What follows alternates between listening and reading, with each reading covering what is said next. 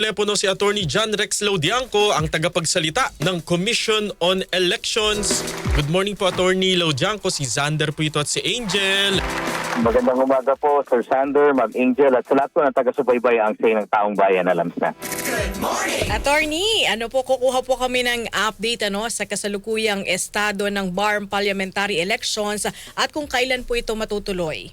Opo, una po sa lahat kami nagpapasalamat at bumabati po sa Bangsamoro Parliament dahil sa paglabas po nung Parliamentary Act number 415.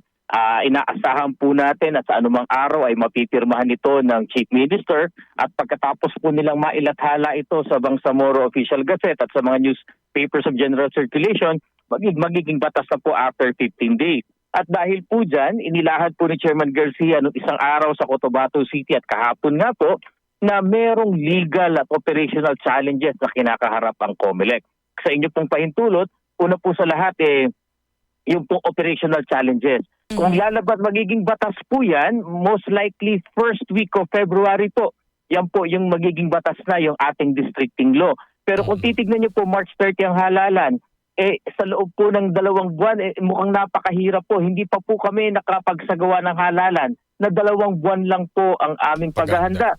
Meron pa pong filing of COC. Meron pa po tayong printing of ballots. Meron pa po dyan sigurado mga maghahabla, cancellation ng COC, nuisance at iba pa na kailangan i-resolve.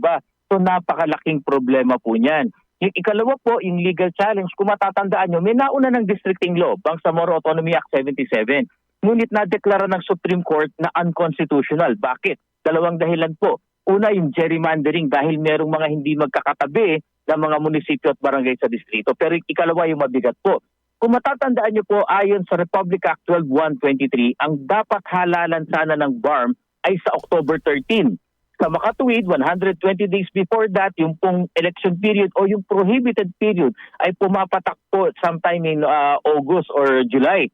Lumabas po yung DAA 77 katapusan ng Agosto. Kaya sabi ng Korte Suprema, mali yan, labag yan sa batas, lalo na sa Republic Act 8189 dahil bawal kang mag-alter ng distrito, presinto at teritoryo sa loob ng 120 days bago maghalalan. Mukhang magaganap po uli ito ngayon dahil ang election period, 120 days po, ay January 29 na ang election period natin. Pasok na naman po dun sa paglabag sa Republic Act 2081-89 kaya po yan ang malaking suliranin po ng COMELEC. Okay. Kung gayon po, ano po ang magiging solusyon? Kasi po, ang sabi po ninyo, number 1, yung sa logistics, kulang na po tayo sa panahon ng paghahanda. At pangalawa, lalabag po ito sa batas. Isa po ang nakikita naming solusyon, Sir Sander, Ma'am Angel. Kailangang maiurong ang halalan. Kasalukuyan po naming inaaral ngayon kung nasa kapangyarihan ito ng COMELEC. Kasi kung titignan niyo po, ang COMELEC po ay may kapangyarihan lamang mag-postpone ng halalan under certain circumstances at sa loob lamang po ng 30 araw. Ang tanging may kapangyarihan po talaga na mag-set ng halalan, hindi nga po Parliament, hindi po COMELEC, in fact, hindi nga po ang Supreme Court, kundi ang Kongreso lamang. Kaya po sa bandang ito, kami po ay nakipag-ugnayan sa Kongreso. At kagandahan naman po, meron po palang proposed bill ngayon na mag-set po ng halalan sometime this year. Yung pong pag-set po na yan, una, magiging tama dahil Kongreso ang nag-set ng halalan. Ikalawa, hindi na po natin malalabag yung RA 8189. Ikatlo, masusunod natin yung utos ng Supreme Court patungkol dun sa 120 days. At ikaapat, mabibigyan ng sapat na panahon ang COMELEC para i-automate ang halalan. At kung sakasakali naman po na hindi nga po matuloy itong halalan, ano po yung magiging kapalaran ng mga kasalukuyang BARM Parliament officials, Attorney?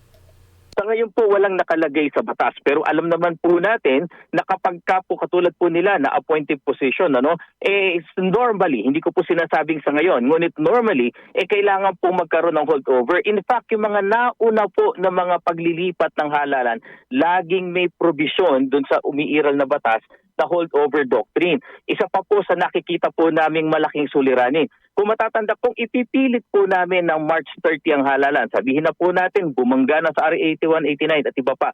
Tignan nyo po. Una, ang ating Holy Month of Ramadan po ay papasok ng sometime in February papunta ng 1 buwan sa March. Yan pong panahon na yan, pumapatak po na campaign period. So alam naman po natin kung bawal gaano din. kasagrado, opo, yung pang-ingay, yung paggawa ng mga aktibidades. Kasunod pang Idil Fitir. At kasunod din po dyan sa Marso, yun naman pong ating banal na linggo, ang Holy Week Holy naman Week po naman para natin. sa Kristiyano. Kaya nga po sa amin namin, talagang yung complication sa lahat ng bagay na ito ay makasusolusyonan kung maililipat lamang ang halalan. Isa pa po kung bakit talaga ang COMELEC po ay insistent na kailangan automated ang elections. Una, yun ang sabi ng DAPAS, Republic Act 1213, karugtong lamang ito ng may elections eh. So kung karugtong ka, kung ano yung sistema ng may elections, automated yun, automated din ito. At ikalawa, alam naman po natin ang kasaysayan sa bandang, lalo na sa bandang South. Pag manual elections po, lahat ng kaguluhan, problema na naiwasan na natin mula 2010, maari pong bumalik lahat yan. Opo. Attorney, worst case scenario, walang inilabas na batas ang Kongreso na nag-uurong po sa BARM elections. Ano po ang gagawin ng COMELEC? Ito na po yung tinitingnan po namin na kapangyarihan ng COMELEC na pagpupuspone lamang ng halalan because of an extenuating circumstance or supervening events beyond the control. Ito po, isa pa, kung hindi man po sapat ang paghahanda ng COMELEC, ito rin po yung maaring gamitin na dahilan ng COMELEC. Ngunit kaya nga po ng nasabi ko kanina, limitado po ito sa 30 days after po na masolve yung problema na yan. Kaya po sa pagkakataon na yan, kung uurong man po kami hanggang isang buwan lang, hanggang April 30, inaaral na rin po namin, maituloy man lang sa April 30 kahit manual elections ay pipilitin po ng COMELEC. Bagamat alam namin na napakaraming challenges po talaga sa manual elections. Kasi di ba po ang COMELEC as a quasi-judicial body, hanggang 1 month lang pala ang inyong kapangyarihan? Tama po, under sa Article 5 po ng ating Omnibus Election Code, sinasabi po doon na yung kung sakali man, may kapangyarihan kami mag-postpone ng halalan. Merong acts of God, merong threats, merong violence, merong kakulangan sa paghahanda, yan lamang pong limitadong dahilan na yan. At sa loob lamang ng 30 araw namin ito mapopostpone. Opo, yung printing of ballots po, kung inyo pong tatantyahin sa BARM, mga gaano po katagal aabutin? Kaya po kung automated elections po ito, basta matapos ang programa, malinis ang ating filing of COC, malinis ang list of candidacy, kasi nakadugtong po sa programa eh. Kaya po namin yan tapusin ng 2 hanggang 3 linggo, yung 2.5 million ballots po na yan. Kung manual elections po, mas mabilis ng kaunti dahil blanco lang naman po yun eh, mga guhit lamang, kaya po tapusin niya ng mga 1 linggo't kalahati. Doon sa pagsasanay naman sa mga guro, nasa sabak po dito sa kasakali ng automated elections. Meron na po bang isinasagawang pagsasanay or training? Sa ngayon po, wala pa dahil nga po kakalabas pa lang ng pagdidistrito. Dahil tatandaan po natin, kasama po sa orientation po nila yung district po kung saan sila maninilbihan. Bagamat alam naman po natin na yung mga teachers na nag-serve noong May elections ay very capable, kailangan pa rin po nating i-train. Both po, kailangan pagandaan namin. Automated elections, kailangan ready na ang programa ng sa gayon makita nilang aktual kung paano magaganap ang halalan, pati ang itsura ng balota. At kung manual elections, i-retrain po natin sila. Matagal-tagal na po tayong hindi nag-manual elections. Isa pa po na kailangang mai-orient ang teachers po natin dito, syempre po yung appreciation ng ballots pag manual elections, iba po pagbibilang, pagsusulat sa election returns, masalimuot po kasi ang manual elections. Oo, ililista yun sa blackboard, di ba po sir, or sa Manila paper? Tama po kayo, at doon po sa carbonized electoral election returns, lahat po yan ay ina-accomplish. Ang worry po natin dyan, baka mamaya yung mga dating threats sa kanila, yung pong pananakot sa pang-agaw ng ballot box, ng election returns, matagal dahil malalayo po ang mga lugar sa BARM. Regional po yan, kailangan madala sa Cotabato City. Naku, baka po abutin tayo ng linggo-linggo o bukod pa doon sa ibang problema na kakaharapin po natin. Opo. Kaugnay pa rin po ng ating halalan ngayong taon, yung BSKE, tinatanong po ng ating listener na si Daniel Bon, tuloy raw po ba?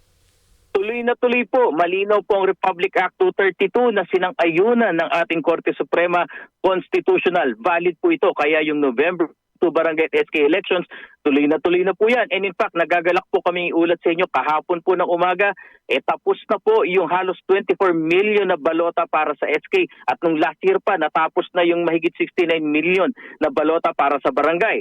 So ang poproblemahin na lang po namin na dagdag na balota ay yung mga bagong nagpaparehistro ngayon. Yung dati ng rehistrado, solve na po tayo, may balota na po tayo. Ilan po ba yung target natin na makapagparehistro ngayong BSKE? Up to May 18 po ang ating registration. Sa ngayon po nakakamahigit 1.1 million. Humigit na po doon sa target namin. Dahil sabi namin, tinitingnan kung makakaabot kami ng 1 million by December. Lumampas po tayo. Kaya pong mukhang yung target na mga around 1.5 million ay maaabot po natin hanggang May 18. Opo. Ano to, sir? Yung mga binabanggit po ninyo, new registrants? Tama po, bagong registrants po ito, madadagdag po. So sa aming pong pagtataya, mukhang ang botante natin sa barangay, meaning 18 years old pataas na mga botante ay baka po umabot sa mahigit 70 million na botante. Yun naman pong botante natin sa SK, meaning 15 years old hanggang 30 years old ay maaring umabot po ng humigit kumulang 24 million na registered voters. May ongoing po ba na registration ngayon, attorney? Tuloy-tuloy po hanggang May 18 po ang pag-ating registration. Lunes hanggang Sabado, alas 8 ng umaga hanggang alas 5 ng hapon sa lahat ng tanggapan po ng COMELEC na nakakasakop sa inyong lugar. In fact, pwede nyo pong tignan ang aming website at Facebook page. Baka nandyan po kami. Either mag-satellite registration kami sa inyong barangay o kaya po mag-special registration kami doon sa mga malls na malalapit sa inyo. Abay, doon na po kayo pumunta. Mas convenient po. Kasi di ba meron na kayong register anywhere, di ba po? Tama po, tuloy-tuloy po yan sa mga piling malls. Kaya po yung mga kababayan natin na nais manatiling botante sa mga lugar nila, sa kanilang mga nayon at probinsya, ngunit nandun sa ibang lugar para dahil nag-aaral, nagtatrabaho, kaya nyo pong pumunta dyan sa mga Special Register Anywhere program namin. Diyan kayo magparehistro kahit nandito man kayo sa mall, sa Maynila, sa Quezon City, paari pa rin kayo maging rehistradong botante dyan sa Iloilo, Cebu o kung saan mang panig ng bansa po kayo totoong residente. Hanggang kailan ang registration at posible pa ba itong i-extend, attorney? Hanggang May 18 na lamang po. Medyo imposible na po nating ma-extend ito dahil kung tatandaan nyo po ay mahigit kalahating taon na po, lampas 6 na buwan mula October 20 hanggang May 18 po ang ating registration. Talagang sapat na po itong panahon na to dahil pagkatapos po ng May 20 ay isasagawa naman namin po yung mga project of precincts natin. So kailangang ma-finalize bukod pa sa kailangan bigyan natin ng sapat na panahon ng ating mga korte para i-resolve yung mga petition for inclusion, petition for exclusion na maaari pong maganap dito. Kaya hanggang May 18 lamang po tayo. Opo. And with that, Attorney John Rex Laudiangco, maraming salamat Thank you, po. attorney. Maraming salamat po at anunsyo lamang po ang halalan po para special elections ng 2nd Legislative District member ng House of Representatives sa Antipolo po. 2nd District ng Antipolo ay gaganapin po sa March 14, 2026. Maraming salamat po, Attorney Laudiangco. Thank you po, mabuhay po kayo. Ang tagapagsalita ng